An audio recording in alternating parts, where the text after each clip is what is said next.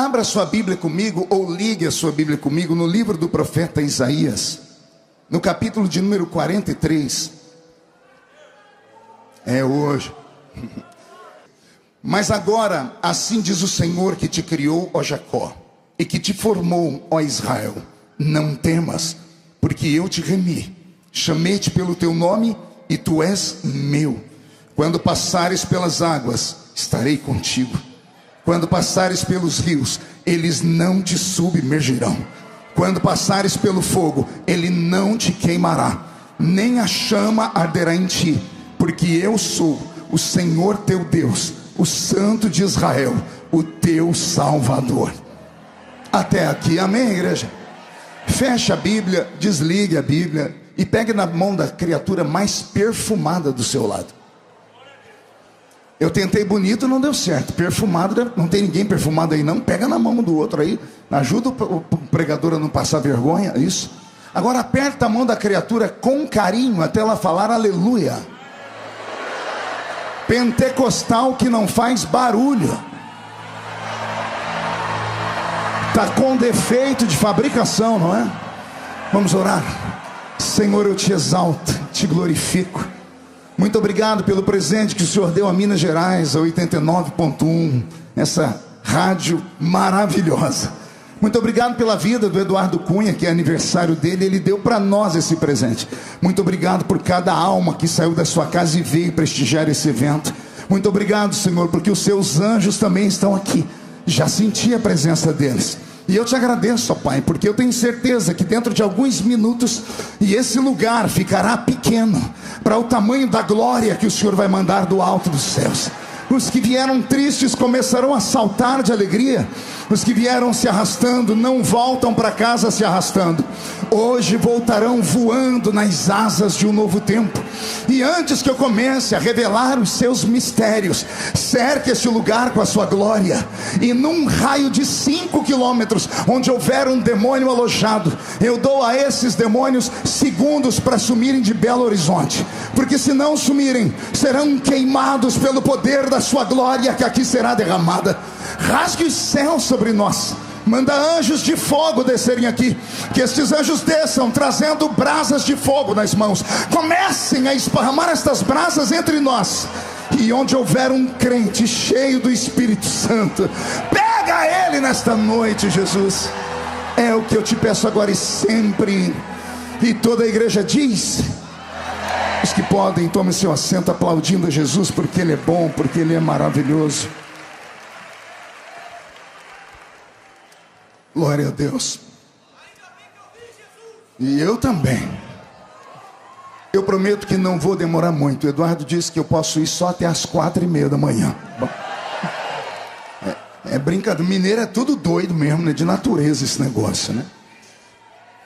Por favor, me empreste os seus ouvidos e o seu coração por alguns minutos. O texto que eu li nessa noite é um dos textos mais lindos da Bíblia Sagrada. Ele, inclusive, dispensa até a interpretação, porque basta uma leitura dele e o coração da gente se enche de gozo e de alegria. Perceberam que durante a leitura o Senhor acendeu um fogo aqui entre nós? Existem textos na Bíblia Sagrada que têm esse poder. A Bíblia Sagrada é um livro completamente divino, mas são poucas as palavras em que Deus fala em primeira pessoa. Já percebeu isso? A Bíblia é um livro divino porque é feito de inspiração divina, mas quem fala muito aqui nesse livro são os profetas. Quem fala muito nesse livro são os reis, os sacerdotes, os poetas. Deus fala muito pouco, mas quando Ele fala, o coração da gente queima. E aqui no capítulo 43, é Deus que está falando. E é por isso que o nosso coração queimou daquele jeito que você sentiu ele aí. Eu leio a Bíblia Sagrada desde criança. A primeira vez que eu li a Bíblia de capa a capa, eu tinha 9 anos de idade. Eu era coroinha lá na paróquia Cristo Rei. Um padre Ângelo, pense num homem bravo, só Jesus na causa. Aí com o tempo o Senhor Jesus me converteu e me trouxe para a fé evangélica. E eu fui me converter numa igreja de gente doida. Me converti numa Assembleia de Deus. Tem algum assembleiano aí, não? Essa raça tem no mundo inteiro. Dizem que Coca-Cola, Correio e Assembleia de Deus tem em todos os municípios do Brasil, né? É bem assim. E aí, quando eu me converti à fé cristã, eu passei a me apaixonar pela Bíblia. E hoje, com 52, vou fazer 53 mês que vem, sei que estou com cara de 60 e o corpinho é de 70. Né? Porque não é você, bocó. Né? Não pode rir dos velhos. E desde então eu me apaixonei pela Bíblia e já li esse livro mais de 30 vezes de capa a capa. Escrevi quase 30 livros sobre a Bíblia Sagrada e uma enciclopédia de 750 páginas de estudo profundo. E ainda me tenho como um analfabeto bíblico, porque não existe alguém que possa dizer eu conheço tudo sobre Deus. E não existe alguém que tenha uma memória tão boa ao ponto de memorizar todos os 66 livros da nossa Bíblia. Esse livro é um livro formidável. Ele mudou conceitos, mudou valores. Ele fez parte da construção e da prosperidade do Ocidente, onde nós moramos, dando ao nosso Ocidente uma das suas bases.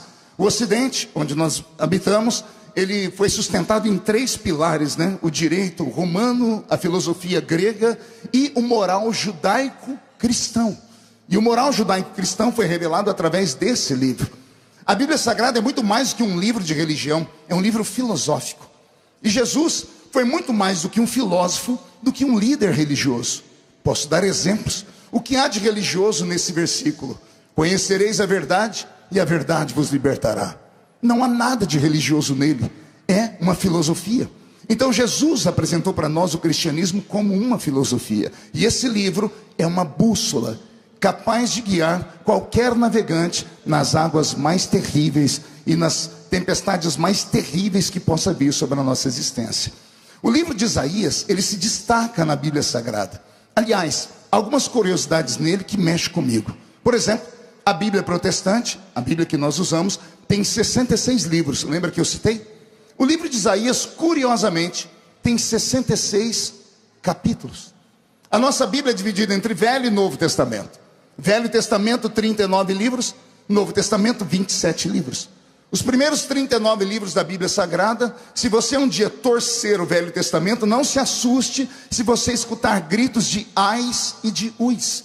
Não se assuste se pingar sangue, porque o Velho Testamento nós temos a figura de um Deus que está irado, de um Deus que tem numa mão um chicote e na outra mão um cajado. E ele não se faz de rogado, ele desfere golpes sobre o seu povo, a quem ele muito ama. Ele bate com o chicote, ele desce o cajado, ele chama eles de suas ovelhas, por isso ele é o pastor de Israel. Então, o Velho Testamento, nós temos a figura de um Deus irado. Mas, nos 27 últimos livros da Bíblia, o Deus do Velho Testamento, ele parece que sofre uma transformação. O Deus que estava irado, que estava com ódio no Velho Testamento, ao ponto de sair da terra, não sei se você entendeu isso, porque entre o livro de Malaquias e o livro de Mateus, o último do Velho Testamento e o primeiro do Novo Testamento, nós temos um período de 400 anos em que Deus ficou sem falar com a raça humana. Não desceu na terra anjos, não apareceu aquela nuvem chamada Shekinah, a nuvem da glória de Deus. Não houve milagres, não houve profetas. Deus abandonou a raça humana no Velho Testamento, por isso o antigo pacto termina. Aí temos o Novo Testamento, ou seja, uma nova aliança, um novo pacto. E quem é que vem fazer esse novo pacto? O mesmo Deus, só que ele vem agora diferente. Agora ele não traz mais um chicote, e ele não traz mais um cajado. Agora ele traz um vaso de alabastro, carregado de azeite. E todos aqueles que apanharam e criaram feridas com os seus chicotes, ele derramou azeite para curá-los. O Deus do Novo Testamento começa dizendo assim: vinde a mim vós os que estáis cansados e oprimidos, e eu vos aliviarei. Olha que coisa tremenda.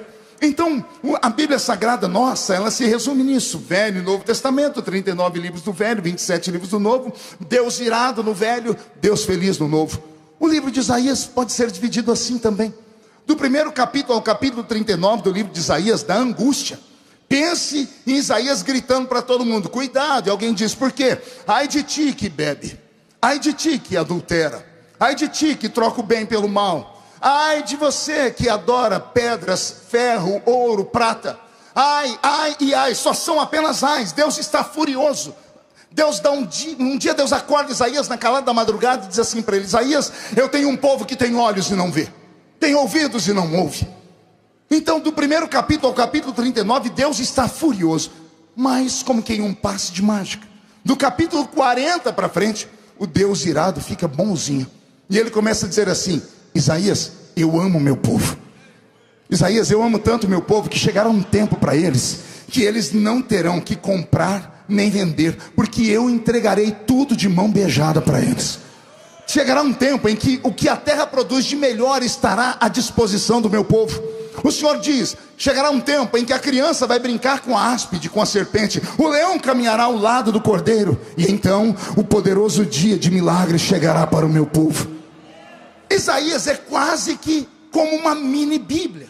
O livro de Isaías é tão poderoso que um dia Jesus entrou em uma sinagoga e do lado do púlpito tinha lá um vaso. E lá dentro do vaso estavam os livros sagrados, que eram rolos, pergaminhos. O pregador tinha que ter conhecimento e unção, porque ele tinha que colocar a mão dentro daquele vaso, mexer nos livros e catar. E o primeiro que ele catava e abria, ele era obrigado a interpretar. E Jesus fez isso. E quando Jesus mexeu, catou o rolo sagrado, ele abriu, ele deu um sorriso e disse: eis que hoje se cumpre esse texto que eu vou ler para vocês.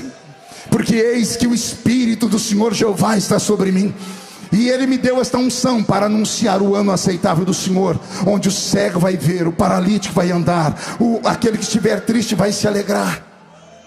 Esse livro é tão importante que um dia, um diácono do Novo Testamento chamado Filipe foi em Samaria cuidar dos órfãos, das viúvas, e de repente uma carruagem real estava passando, e o Espírito do Senhor falou a Filipe: aproxima-te desse carro. Filipe correu e ele olhou pela lateral do carro. Havia um homem lá dentro. Ele era o tesoureiro da rainha Candace da África. Ele estava lendo um pergaminho. E Filipe, correndo aqui, olhando pela janela, diz: entendes tu o que lês? E ele diz: como posso entender se não há quem me explique? Ele diz: eu sei o que o senhor está lendo. O homem parou a carruagem. Filipe entrou e a Bíblia diz: e aquele homem lia o livro do profeta Isaías.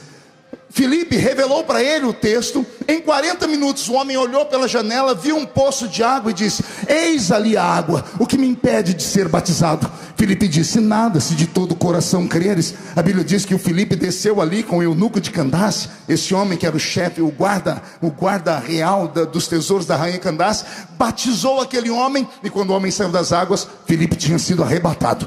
A Bíblia diz que o Espírito do Senhor transportou Filipe daqui para acolá.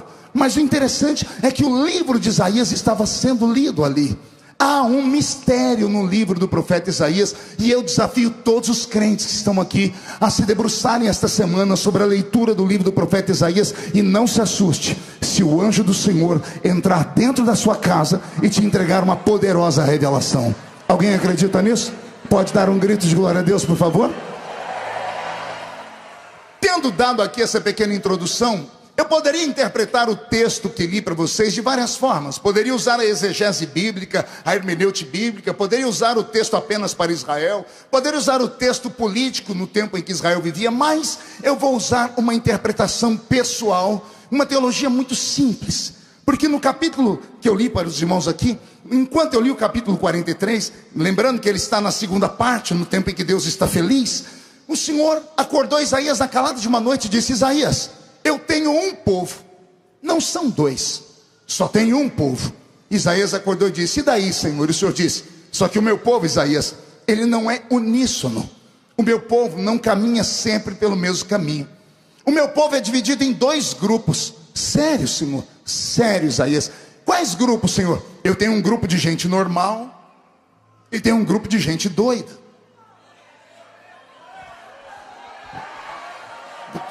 É legal pregar para quem entende, né? Senhor, como assim? Isaías, eu tenho parte do meu povo feita de gente normal. E daí? E daí que para gente normal eu tenho que falar coisas normais. Porque se eu falar qualquer coisa louca, eles não vão entender.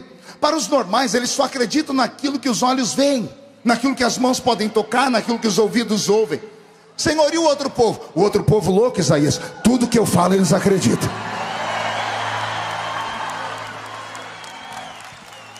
Senhor, me dá um exemplo aí, já vou te dar isso. Olha o que eu posso falar para quem é normal. Se passares pelas águas, elas não te afogam. Senhor, por que isso é uma promessa normal? Porque todo ser humano em vida vai ter essa experiência horrível do afogamento. Quer ver? Quem aqui já quase se afogou na vida? Levante a mão para eu ver. Ó, os que não levantou a mão devem ser assembleiano. Eu não vou na piscina, não vou no mar. Oh, coisa de Jesus. Às vezes a gente se afoga tomando um copo de água. A água entra por onde não devia, Dani. E ainda bem que a gente tem os narizes que saem por ali. Quem aqui já quase se afogou tomando um copo d'água? Deixa eu ver. Agora todo mundo levantou a mão, tá vendo? Então essa é uma palavra normal. Essa palavra normal é uma palavra que Deus pode falar somente para os normais. Porque os normais só conseguem compreender isso, eles têm dificuldade de fazer um exercício mental ou enxergar aquilo que os olhos ainda não podem ver, porque aí entra a questão da fé. Aí o Senhor diz, Isaías, agora para os loucos eu posso falar assim, não. Se passares pelo fogo, a chama não te queima. Por que é uma coisa louca? Porque o fogo é o poder mais forte que Deus criou na terra. O fogo é o elemento mais poderoso do universo. O fogo derrete o fogo, ele derrete o ferro, evapora a água, queima a madeira. O apóstolo Pedro, na sua encíclica, diz que este planeta um dia sofrerá, porque um estrondoso fogo descerá e varrerá toda a terra e queimará tudo aquilo que nela está. O inferno de antigamente, que os nossos pais falavam para a gente morria de medo, dizia que era um lugar de fogo. Mas a própria Bíblia diz que o inferno, no final dos tempos, será lançado num lago de fogo. Por quê? Porque fogo é o elemento mais poderoso do universo. Inclusive, Hebreus 12 diz que Deus é um fogo devorador. Os únicos anjos que assistem diante de Deus ao lado do trono dele são os serafins. A palavra serafim significa fogo abrasador. Serafim, aquele que arde em fogo. Fogo é o elemento mais poderoso que Deus criou. Aí vem Deus e diz assim para os filhos deles: se passarem pelo fogo, não é por baixo do fogo, não é se passares por cima, pelo lado esquerdo, direito, não é se passar perto do fogo, não. O Senhor está dizendo, se passares pelo meio do fogo. A promessa não é nos livrar do fogo, a promessa é nos livrar no meio do fogo. E aí, o normal não consegue acreditar nisso, porque ele morre de medo do fogo. Mas aquele que tem uma chamada divina, ele olha para o rei e diz: fique tu sabendo, ó rei, que o meu Deus pode me livrar desse fogo aí. Mas ainda que ele não me livre, nem assim eu negarei o nome dele. Aí Deus faz promessas malucas, e é sobre isso que eu quero falar aqui nessa noite, com todo respeito aos crentes normais. Me perdoe você que perdeu uma novela, perdeu a série da Netflix, veio para cá achando que eu ouvi uma pregação assim que fazia sentido. Hoje eu só vim pregar para os doidos. Aliás, deixa eu saber, tem algum doido aqui, não? Só o doido que está do seu lado, levante a mão direita assim. Coloque no ombro do outro doido que está do seu lado. E se não for doido, coloca a mão do mesmo jeito. Agarra a criatura, chacoalha ela até ela ficar irritada. Faz isso aí, por favor, o pessoal aqui da frente. Agarra quem está do seu lado, chacoalha. Isso. Diga, Deus te trouxe aqui para isso. Sacode, diga, para isso. Deus te trouxe hoje aqui para sacudir a sua fé. Deus vai sacudir a sua família. Deus vai sacudir o seu ministério. Deus vai sacudir os seus sonhos. E só quem crê nisso agora não dá um grito, não, dá um berro de glória a Deus aqui.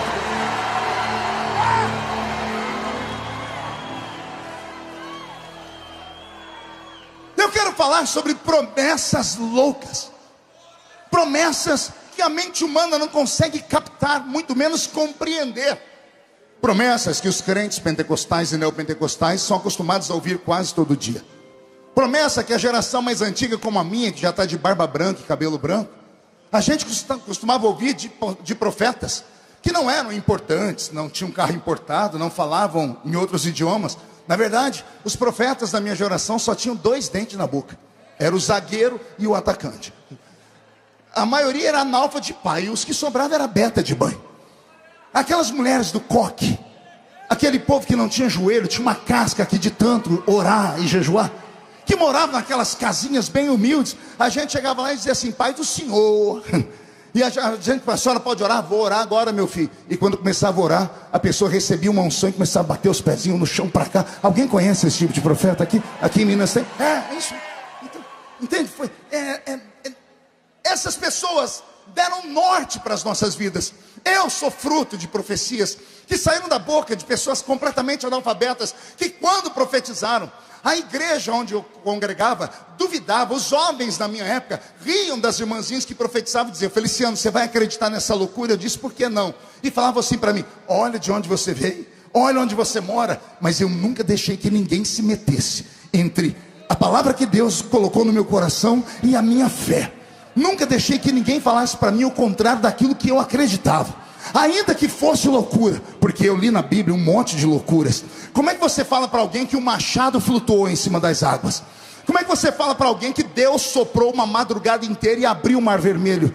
Não foi o cajado de Moisés, foi Deus soprando a madrugada inteira. Pense num fôlego, sem parar para respirar. Ele soprou a madrugada inteira, até que o último israelita passou a pés enxuto. Um Deus que fez uma jumenta conversar. Se tudo isso está na Bíblia e eu sirvo a esse Deus, eu aprendi a acreditar em tudo que Ele manda para mim. Talvez a diferença da minha geração para essa geração mais nova, e eu digo aqui, a diferença é geração raiz para a geração Nutella. Ah, Jesus, fala ou não fala? Se tiver algum Nutelinha do seu lado aí, com todo respeito, peço perdão. Pastor, como é que eu detecto um crente Nutella? Veja só, o culto está acontecendo já umas 3 horas e a pessoa não abre a boca nem para respirar. Ela está olhando agora para você, porque ela já olhou para mim com a cara feia, parecendo que foi batizado num pote de vinagre. A criatura vem para uma reunião como essa, muitos já choraram, já falaram em línguas, e ela está com esse olho seco, parecendo olho de sapo que morreu no dia de enchente. O culto é barulhento, pentecostal, mas a pessoa não abre a boca nem para respirar, fica aí com essa boca de aço, essa língua de ferro e esse queixo de concreto. Eis aí um crente Nutella. E você vai perguntar para ele por que ele não se emociona. Ele diz assim: porque eu sou um crente maduro. Aí você diz assim para ele: cuidado, quem está maduro demais acaba apodrecendo, o vento derruba da árvore. Não tem nada a ver com maturidade, tem a ver com insensibilidade. Tem a ver com falta de percepção de que o culto começou em Belo Horizonte, mas à medida que o culto foi crescendo, nós já saímos de Belo Horizonte tem tempos. Nós já estamos nas regiões celestiais. Alguns já atravessaram o átrio, alguns estão no lugar santo. E eu estou vendo gente ali que está no santo dos santos já, olha lá. Já está de pé, falando em línguas e adorando. É para isso que a gente se reúne, porque nós temos essa percepção e essa sensibilidade. A geração Nutella, ela tem dificuldade de acreditar em profecias, talvez por causa dessa porcaria aqui, ó. Esse aparelhinho infernal, abençoado por um lado, mas completamente infernal pelo outro, que faz os crentes passarem 24 horas por dia vendo porcaria, vendo um monte de gente que não tem o que fazer, que vive para falar da vida dos outros, vive tocando na religião dos outros, vive falando que o Pentecoste não existe. Transformaram as línguas estranhas do nosso culto em piadas de TikTok. E se eu fico triste, eu imagino aquele que traz as línguas estranhas, que é o Espírito Santo. Então essa geração Nutella não consegue captar nem compreender, porque os olhos deles não viram. Mas essa geração raiz que aqui está, eles sabem do que eu estou falando. Se eu abrisse o microfone aqui e pedisse para virem dar testemunho aqui, os ex-alcoólatras, os ex-drogados, as ex-prostitutas, nós teríamos aqui uma fila imensa de pessoas dizendo: eu estava perdido e ele me achou. Eu era condenado e agora fui eleito. E fui eleito, pastor Marco, diferente do senhor. O senhor precisou de 240 mil votos para ser eleito na última eleição. Eu fui eleito com um único voto: o voto do sangue de Jesus Cristo derramado na cruz do Calvário. Então, com todo respeito aos normais, eu penso que só os malucos se ajeitem na cadeira e venham comigo. Roberto, mude a música. Eu estava pregando aqui em Belo Horizonte, há uns anos atrás, aqui na Batista da Lagoinha. E eu me lembro que quando o culto terminou debaixo de uma apoteose. Naquela época, a gente ia para a porta da igreja, Eduardo, vender os livros, os DVDs, CDs. Olha, eu falei, fiquei até emocionado, que saudade desse tempo. Aí inventaram o YouTube, o Spotify, esses demônios roubaram a gente. Ninguém mais compra um livro do pregador, né? Aqui não é lugar de desabafar, deixa isso para outro dia, essa mensagem vai para o rádio, mas que Deus toque os corações. Mas naquela época a gente ainda vendia os livros, e eu estava lá na porta da igreja da Lagoinha com os DVDs, e veio chegando um mineiro, mas não era mineiro igual vocês não, era um mineiro matuto que só, daqueles que vai chegando pelas beiradas, né? Vocês conhecem algum assim ou não? A criatura estava com a sacolinha de supermercado branca, veio chegando assim como quem não queria nada. Ele parou na minha frente e do nada falou assim: ô pastor, eu senti de te dar um presente. E eu falei: e eu senti de receber? Me dê logo. E ele enfiou a mão dentro daquela sacolinha branca e tirou uma caixa de paçoquinha embrulhada. Eita, a irmã gosta também, né? Eu vou elogiar a paçoquinha no idioma de vocês, ô trem bom, só. E eu estava virado numa fome, que eu agarrei aquela paçoquinha, desembrulhei e enfiei na boca. Quando eu dei a mordida, o mineiro deu o golpe. Ele falou: ô pastor, o senhor pode orar por mim agora? Não tem paçoquinha de graça. Aí eu falei: depois da paçoquinha eu faço qualquer coisa por você, né? Mas você quer que eu ore por quê? Eu queria ouvir a história porque eu estava mastigando a paçoquinha ainda. Escuta o que o mineiro falou: ô pastor, ontem de noite eu fui numa vigília. Eu não sou gente, eu falei: você foi aonde? Ele: numa vigília. Aí eu enfiei o resto da paçoquinha na boca, para não ter uma crise de riso, porque eu não conhecia vigília, eu conheço vigília. E eu falei: tá, meu filho, mas o que é vigília? Ele falou: ô pastor, é aquela reunião de madrugada. E ele falou: mas não era, pastor, vigília de crente normal, não, era vigília de crente doido. Eu conheço vigília de crente doido. Alguém conhece aqui? Mas eu queria ouvir da boca dele. Eu falei: meu filho, o que é uma vigília de crente doido? Ele falou: ei, pastor, é aquelas vigílias que quando o Espírito Santo desce, parece que tem crente que recebe o espírito do Bruce Lee. Ele faz assim: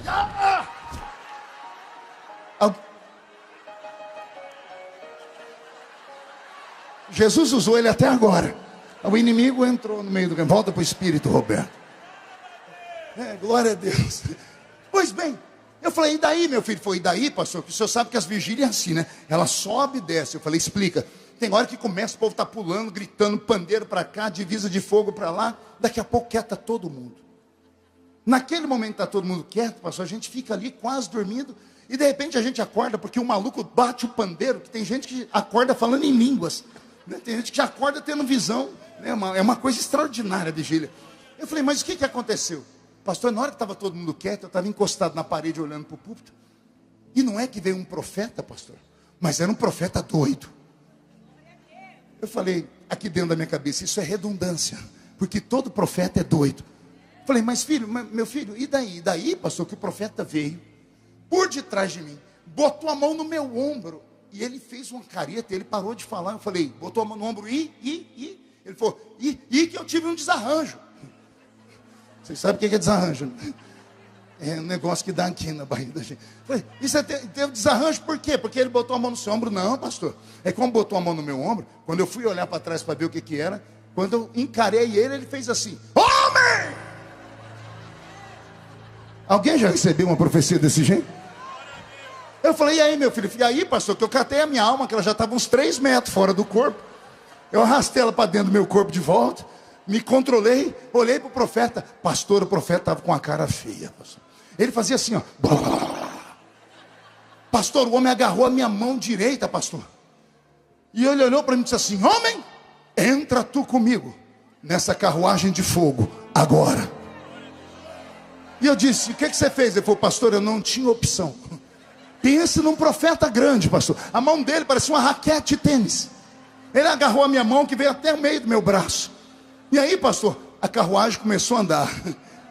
Falei: e você? Eu tentei segurar, mas não dei conta.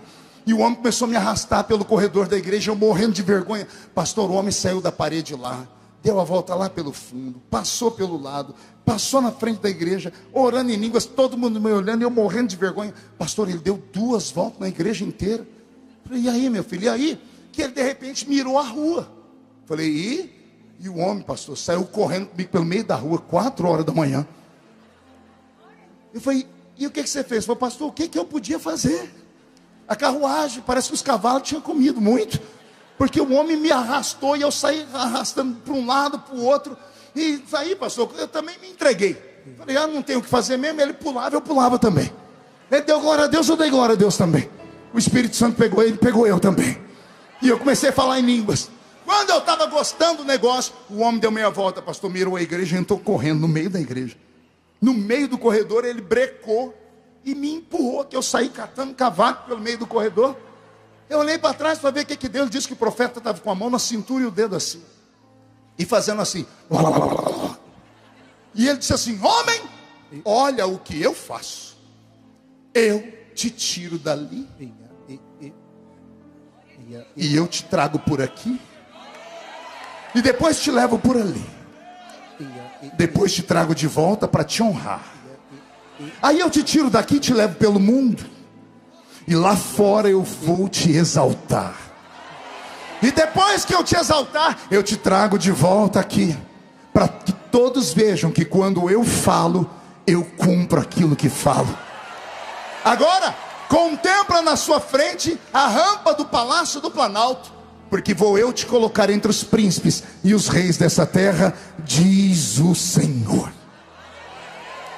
Eu dei esse mesmo glória a Deus, porque eu amo essas empolgações proféticas, a inspiração profética, eu amo isso.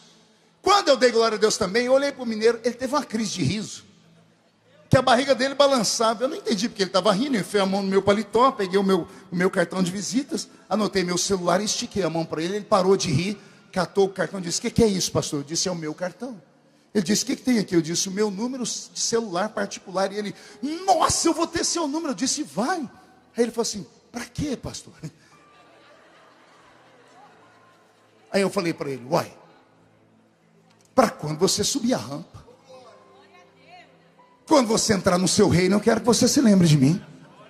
Eu quero poder contar um dia que eu sou amigo de uma pessoa muito importante, porque quando meu Deus fala, Ele cumpre tudo aquilo que Ele fala.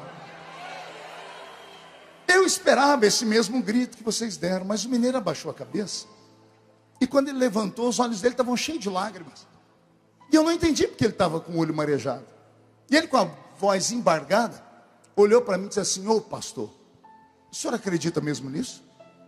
Eu disse: por que não acreditaria? Ele disse: pastor, o senhor sabe como é que eu vivo? Como é que eu sustento meus 4 filhos? Eu disse: não. Eu sustento os meus 4 filhos vendendo essas paçoquinhas que eu te dei. Mas eu não vendo em loja, eu fico nos semáforos de Belo Horizonte. O carro para, eu corro, coloco lá no retrovisor e saio correndo, marcando no relógio, que eu sei o tempo que eu tenho que voltar, para ver se alguém tem misericórdia e me dá R$2, me dá R$5. E no final do dia eu pego esse dinheiro e levo para casa, e eu sustento meus 4 filhos. Pastor, eu moro num bairro aqui em Belo Horizonte. Ele não quis me dizer o nome, mas ele disse para mim: é um bairro pesado, nem a polícia entra lá, pastor. A minha casa, pastor, a porta é escorada com uma cadeira de fórmica, porque não tem chave.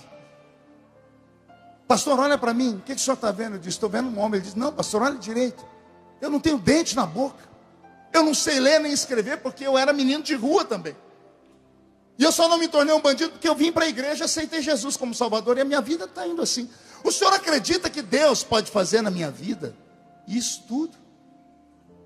Eu tinha descido do púlpito, e às vezes quando a gente sai daqui, a unção, ela é como uma capa. Ela vem, envolve o pregador, envolve o cantor, e Deus usa. Quando termina, a unção sai. Eu estava sem a unção, eu estava com o olho natural. E quando eu olhei aquele homem, a equação não fechava. Como é que um homem banguelo, pobre, pai de 4 filhos, que vende paçoquinha, pode um dia viajar o mundo e se tornar alguém amigo de pessoas importantes? A conta não fechava. É claro que eu não ia dizer para ele isso, mas eu ia dizer para ele exatamente aquilo que todo pastor fala para um crente quando ele não acredita no que o crente está falando. Eu ia falar assim para ele: vamos orar. Quando você contar alguma coisa para o seu pastor, ele fala: vamos orar, é porque ele não acreditou em nada, tá bom? Estou entregando os pastores aqui. É verdade. Você foi lá, pastor? Não, meu filho, vamos orar. Esse vamos orar é um balde de água fria. Eu já ia falando isso. Quando eu fui falar, minha boca travou. E o que aconteceu comigo, só quem é espiritual é capaz de acreditar. O Senhor arrebatou os meus sentidos. Eu pisquei o olho, e quando eu abri o olho, eu não estava mais na porta da igreja da Lagoinha. Eu tinha sido transportado para um lugar muito grande. Não sabia se era pequeno, se era imenso. Frank, agora que eu te reconheci aqui, eu não sabia se era escuro ou claro. Era um ermo, um vazio. E eu perguntei: o que é isso? Onde eu estou? Morri? Quando eu falei isso, na minha frente começou a brotar um edifício. Sabe aquelas construções que passam na televisão, Eduardo, numa câmera muito rápida? Começou a sair do chão um edifício, foi indo, eu fui olhando. De repente, lá em cima, um letreiro: Hilton Hotel. Pisquei o olho e tinha um edifício, que devia ser o 8º andar lá de cima. Tinha um homem de terno e gravata olhando para baixo. Eu não conseguia ver o rosto dele, porque tinha uma luz forte atrás dele. Eu pisquei o olho. Agora eu não estava mais embaixo, eu estava atrás do homem. Eu vi a nuca do homem. Eu estava dentro do quarto com ele. O homem olhou para a esquerda, eu olhei também. Vi um monte de casas. Ele olhou para a direita, eu olhei também. E vi um estádio. Estava escrito Estádio de Wembley. Quando eu vi aquilo, eu paralisado disse: isso aqui é Londres, é a Inglaterra. E quando eu disse Londres, Inglaterra, uma voz gritou: se lembra, filho? E eu procurei a voz. Quando eu olhei para frente, tudo desapareceu. O homem se afastou de mim e ele foi encolhendo e ele virou uma adolescente. Agora ele não usava terno mais. Ele usava uma roupa de boia fria. Uma roupa de quem trabalha na roça, na lavoura, antigamente chamado de pau de arara. Um homem usando um chapéu de palha e um embornal, dava para ver aqui a ponta do facão, cortador de cana de açúcar. E na outra mão, uma marmita. E ele subindo a boleia daquele caminhão. E quando eu olhei aquilo, a voz gritou de novo: se lembra, filho? E eu procurei a voz. Quando eu olhei para frente, o caminhão sumiu. E aquele homem foi encolhendo. E ele virou um garoto. Sumiu as roupas. Ele só tinha um shortinho vermelho, descalço, sem camisa. E ele tinha uma caixa de engraxar sapato nas costas. O menino deu uns 3 passos, parou, olhou para mim e sorriu, banguelinho. E quando o menino sorriu, eu engasguei. Porque a voz falou: e agora, você se lembra, filho? E chorando disse: me lembro, Senhor. O Senhor mostrou a minha vida de trás para frente. Aquele hotel Hilton é onde todos os anos eu me hospedo para pregar na escola bíblica, que tem todos os anos em Londres. Eu prego lá há 25 anos na escola bíblica. Só que antes de ir para aquele hotel e pregar em outros países, eu fui cortador de cana de açúcar. Eu apanhava laranja, algodão e café. E antes disso, meu primeiro presente foi uma caixa de engraxar sapato, onde eu engraxava sapato e ajudava a minha mãe a colocar comida, numa casa de 2 cômodos, dividido com 12 pessoas. E para ajudar, eu não tenho nem o nome do meu pai no meu documento. Sem pai. Um menino criado à margem da vida, abaixo da linha da pobreza. Uma vida sem dignidade nenhuma. Aí o Senhor me mostrou a minha vida inteira e me disse assim: se eu fiz na sua vida,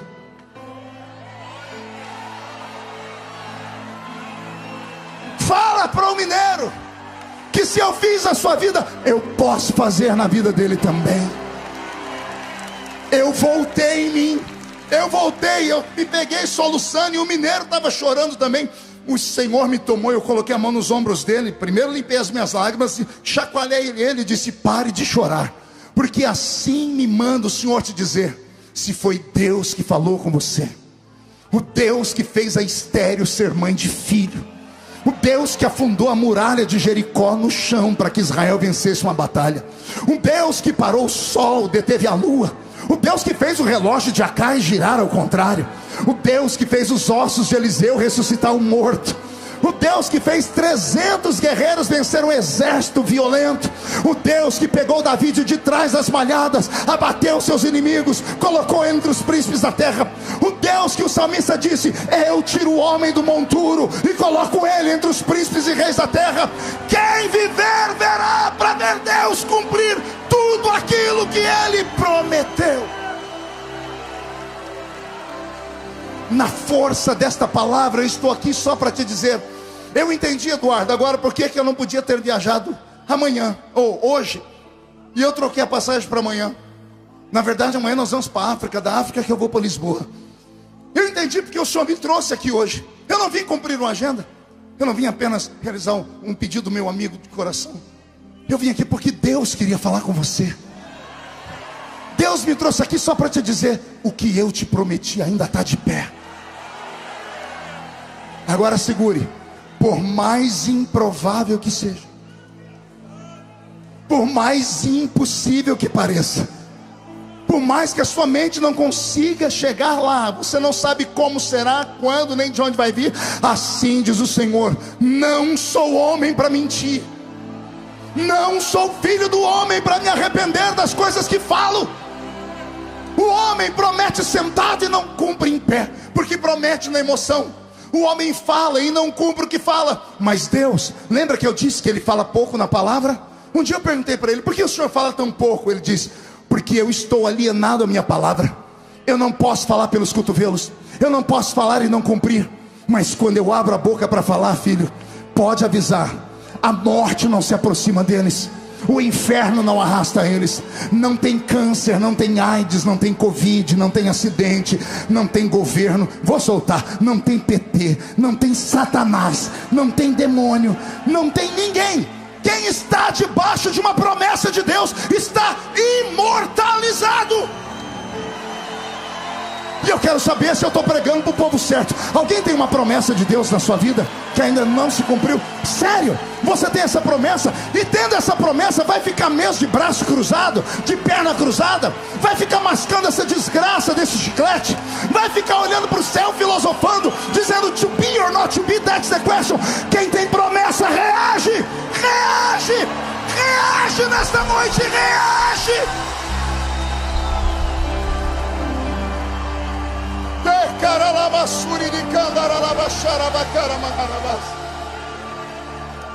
Ei, sente mais um minutinho, já estou terminando, 10 minutos eu acabo. Olhe para mim. Quem é o homem para roubar aquilo que Deus te deu? Dá para nascer um macho, dá para se levantar um demônio poderoso do inferno, ou até mesmo um anjo no céu, que queira bloquear o que Deus te prometeu. Se levantaram 11 mil demônios contra a promessa que Deus fez para você. 1000 cairá de um lado, 10 mil cairá do outro lado. Mas o que Deus te prometeu, Ele vai cumprir. O que eu vou falar agora, eu aprendi com o Eduardo Cunha. Eu vi ele uma vez lá no plenário, numa discussão, e ele falou isso aqui: Vossa Excelência traz a essa casa um projeto draconiano. Eu falei, meu Deus, o que é draconiano? Fui eu estudar, Eduardo, e descobri que Draco, senador da República Romana, um homem muito sábio, uma sabedoria lá Cunha, uma sabedoria assim, anormal. Ele, quando criava uma lei, a lei dele era tão perfeita, Dani, que as pessoas não conseguiam mudar. E ele criava tanta lei dura, que as pessoas não conseguiam se revoltar contra ele. Pastor, o que o senhor quer dizer com isso? Lembra que eu falei do Deus do Velho Testamento, do Deus do Novo? O Deus do Velho Testamento criou uma lei. Pergunte qual? Só falo se todo mundo perguntar. Não sou homem para mentir. Não sou filho do homem para me arrepender daquilo que falo. Aí vem Jesus no Novo Testamento e ele cria uma lei draconiana. Ele endurece a lei. Ele diz assim: o meu pai falou, não sou homem para mentir, nem filho do homem para me arrepender do que falo. Eu vos digo assim: passa o céu, passa a terra, mas as minhas palavras, as minhas promessas sobre a sua vida, não pode passar jamais. Eu estou dizendo para você sair daqui hoje tranquilo. Pode ir para casa de peito estufado, a alma lavada. Bota o pé na rua da sua casa gritando: cheguei nessa jossa aqui. A vizinha linguaruda, da língua do tamanho da minha gravata, vai por cima do muro e fala: que foi? Tá doido? Diz assim: não estou falando com você. Diga para ele: estou falando com quem mandava aqui. Tranca a rua. Estou mandando um tranca-rua embora, que quem manda nessa rua agora sou eu, porque eu tenho uma promessa de Deus sobre a minha vida. Se você tem uma promessa de Deus sobre a sua vida, reage, luta por ela. Não importa se o seu filho está nas drogas agora. Se ele tem uma promessa, foi apresentado no altar, não foi? Ele vai voltar, vai terminar os dias dele pregando a palavra como eu estou pregando aqui. Sua filha será uma grande mulher de Deus ainda. Seu marido, cachaceiro, que os cachorros da rua lambem a boca dele, ainda vai ser profeta. Sua esposa, que não acredita em nada, ainda vai ser senhorinha do círculo de oração. A sua igreja, que é pequenininha e todo mundo diz que você não vai ter nada, se transformará na maior congregação daquele bairro. E se você soubesse perto de quem você está sentado agora, você tiraria uma selfie com a pessoa.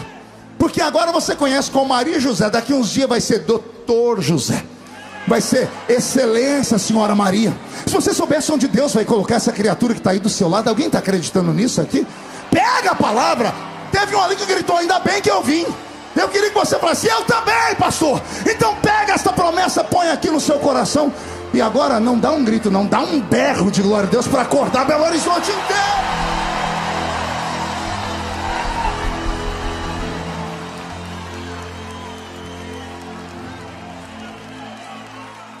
O homem não pode colocar um ponto final onde Deus ainda está escrevendo. E mais uma coisa: Deus não fala com quem está ausente. Deus só fala com quem está presente. Esta palavra é para você, ainda que você não acredite. Mas se você acreditar e abraçar ela, o Senhor vai cumprir sobre a sua vida essa promessa maluca que Ele te fez. Eu encerro contando uma outra história. Eu tinha 15 anos. Estava no culto do círculo de oração, lá na Vila Jardim Paris, na minha cidade. Eu adolescente, num culto de círculo de oração. Funciona estranho. Eu estava sentado no fundo da igreja. Culto de círculo de oração é meia dúzia de gente que vai. Vai as irmãzinhas que oram. E aí estava lá pregando a irmã Geni. A irmã Geni era carioca, Dani, lá da sua terra. Veio lá de São João do Meriti. Ela era desse tamanhozinho assim. Uma senhora arretada. Ela usava um óculos, fundo de garrafa. Que a gente olhava para ela, eu ria, porque eu lembrava do Mr. Magoo. Alguém lembra do Mr. Magoo? Desenho da nossa infância. Eu só via 2 esquinhos. A irmã Geni está pregando, Cláudia. De repente ela olha assim e diz assim: Eu falei, está infartando, velho. Ela falou, minhas irmãs, vocês estão vendo o que eu estou vendo? Olha lá atrás, todo mundo olhou para trás, eu olhei também. Só que atrás de mim só tinha uma parede. Eu olhei para frente. Ela falou, é você, menino. Eu falei, eu? Ela disse, você. Eu falei, o que tem eu? Ela disse, por que eu estou te vendo? E estou vendo a bandeira do Brasil. Ela está te abraçando. Ela está te envolvendo. Está virando uma roupa ao redor do seu corpo. E ela falou, vai sofrer. A bandeira está apertando ele. Apertou. Aí ela parou de olhar para baixo e começou a fazer assim. Irmãs, agora ele está voando. Olha ele lá em cima. Todo mundo olhando para cima, eu também. E eu dizia, eu estou aqui. Ela diz, não, você está lá. Ela falou, agora ele não está lá. Agora ele está lá. Agora ele está lá. Ele não para. Ela falou, parou, irmãs. Todo mundo olhando, a velha, só pode ser gente maluca. Ela falou, agora está vindo um monte de bandeira. Ó. E não é daqui não, viu? É de outros países. Estão fazendo uma fila, param na frente dele, se inclinam e vão embora. Deus tem algo na vida desse menino.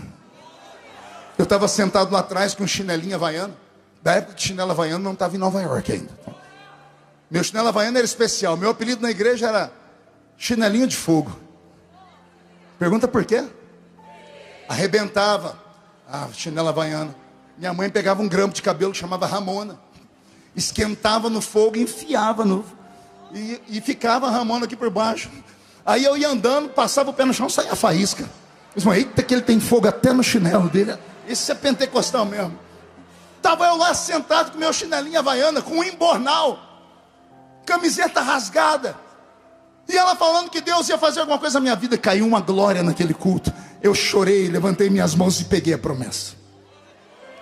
Semana da frente, culto da mocidade. O líder da mocidade me escalou para pregar. Eu não tinha roupa, me deram uma roupinha lá para pregar, uma gravata de crochê. Que eu cheguei roxo no público, que apertaram de um tanto. Que eu não sabia que era a primeira vez que eu usava gravata. Mas eu cheguei todo pomposo. Olhei para aquela igreja e disse assim, Deus falou comigo semana passada. Usou a irmã Jani que está ali, né, irmã Jani, ela fez. Círculo de oração, sentava de frente para a mocidade com os bancos. E o púlpito aqui, então ela olhava de lá, a mocidade olhava de cá. A irmã Jani disse que me viu. E ela viu a bandeira do Brasil embrulhando meu corpo. E eu contei tudo que ela falou. E ela me viu voar. E ela me viu recebendo as bandeiras. E eu contei com aquela empolgação, esperando cair um fogo na igreja. Mas caiu um espírito de chocarrice. Mas a molecada danou a rir de um tanto, que eu fiquei envergonhado, eu fiquei constrangido, que travou a minha boca, eu não sabia mais o que falar de tanta vergonha. E eu desci do púlpito envergonhado. O líder da mocidade cantou um corinho, eu fui entrando no meio dos bancos da mocidade, fui passando perto daqueles amigos da onça, e todo mundo dizendo assim, e aí bandeirinha, homem pássaro. Você ri porque não era você, Bocó. Eu sentei emburrado, e olhei para frente, quem estava lá, a irmã Geni me olhando. Eu falei, eu vou amaldiçoar essa velha, que a culpa é dela. Quando eu fui falar, o Senhor travou a minha boca e falou, olha o joelho dela, dá para ver daqui. O joelho dela, ela era uma mulher negra, o joelho dela era branco. O Senhor disse para mim, sabe por quê, né?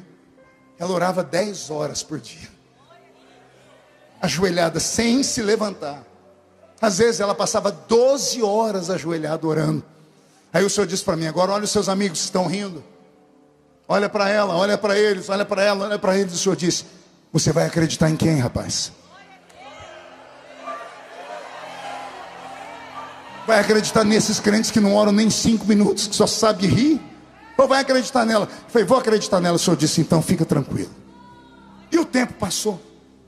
Eu termino contando que há 3 anos atrás, 4 anos atrás, eu estava saindo do Cazaquistão, do lado da Rússia, e estava indo para a China naquela noite. E naquela noite, eu fui entrar pelo fundo do avião presidencial, Eduardo, que toda a comitiva veio por trás.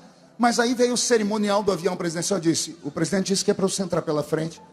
E eu falei, eu tenho certeza? Tem. Quando eu entrei naquela salinha do avião, tem 4 poltronas aí, que é a sala presidencial, tem uma mesa, tem 2 mesas, e numa mesa tinha o meu nome lá. Eu falei, caramba, eu vou sentar aqui. Sentei, daqui a pouco entrou o presidente, entrou os ministros, o ministro da economia, entrou o chanceler nosso, entrou as principais pessoas. Daqui a pouco o avião decolou, lá em cima começaram a debater assuntos internacionais de Brasil, e eu quieto no meu canto. Daqui a pouco o presidente falou, Feliciano, o que você acha disso aqui? Eu disse, presidente, o senhor tem conselheiros aqui, olha aqui. Eu quero ouvir de você, rapaz, me conta. Se fosse você, o que você faria? Eu disse, eu faria assim, assim. Foi, espera aí, catou a caneta Bic, um papel e anotou. Eu gostei disso aqui, vou usar isso aqui hoje lá com o chinês. Daqui a pouco alguém me perguntou alguma coisa aqui sobre as relações exteriores, que eu também faço parte da Comissão de Relações Exteriores. Sobre esse assunto eu disse, nós estamos assim, assim. O ministro falou, só um minutinho, chamou o assessor do fundo, anota que o Feliciano está falando aqui. De repente, por uns 40 minutos eu me vi falando com os grandes. Subiu uma adrenalina no corpo. Todo mundo jantou, todo mundo dormiu. Quem disse que eu dormia, Carlos? Não conseguia dormir, eu mexia de um lado para o outro, não dormia. Aí eu fechei o olho, crente quando não dorme tem que orar. Falei, Jesus, o que está acontecendo? Por que eu estou assim? Acredite se quiser. Veio uma voz aqui no meu ouvido e falou assim, e aí, bandeirinha? Sou fiel ou não sou?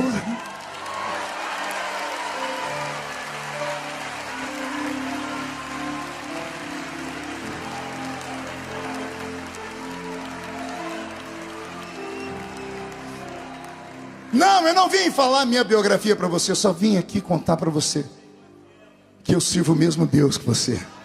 Fica de pé comigo. Ele vai cumprir tudo que Ele te prometeu. Anota o que eu estou dizendo. E quando Ele traz um pregador assim, do nada, para falar isso, numa festa tão inusitada como essa, é porque está chegando logo. Conta os dias, conta as semanas.